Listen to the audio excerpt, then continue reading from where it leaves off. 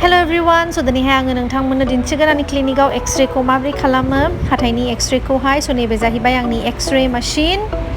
आरो आङो आंनि क्लिनिकआवहाय खालामो आरभिजि आ जोङो बिराद खम टाइम दसेनो जायो आरो बिराद खम रेडिएशन बियो बेफारा रेडिएशन जाया आरो बे जाहैबाय जोंना सेन्सर नैबे लेपटपजों बियो कानेक्ट जायो so आंना रेडिलि इमेजआ लेपटपआवहाय फैयो so माबोरै खालामो नोंथांमोना एसे नायलांदो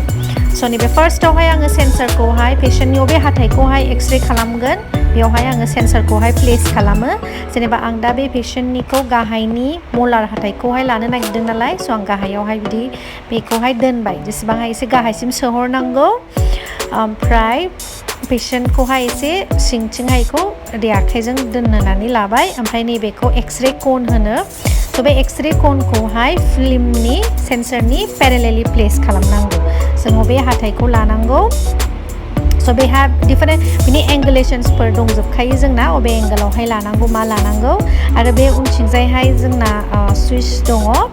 so रिमटबो दङ आं गोजाननिफ्राय थानानै बेखौ खालामनो हायो बाट आङो दिनैहाय बे उनथिंजायनो थानानैहाय बेखौ एक्सप'ज खालामबाय so दा जोङो बेखौ सुइच होनाय लोगो लोगो अलरेडि बे जाखांबाय so दा नोंथांमोना इमेजखौहाय आंनि लेपटपआव नुसिगोन भेरि लेस टाइमावहायनो बियो अन दा स्पट जोङो एक्सरेखौ नुयो so नोंथांमोना नायदो फाइनालि नैबे जाहैबाय जोंनि हाथाइनि एक्सरे so नोंथांमोना नुबायना बे मोनसे हागोमा हाथाइ आरो बेना नैबे फिसा गोसोम नुनाया बे जाहैबाय हाथाइनि इनफेक्शन आरो बे अलरेडि बे गाहाय पाल्पआवहाय सफैखाबाय बेना ओमफ्राय बे जेब्लानो बे इनफेक्शना बेसिम सफैयो जोंना हाथाइया बिराद सानो हमो so बिनि आङो रुट केनाल खालामगोन so बिनि सिगां बे एक्सरेखौ लाबाय थेंक इउ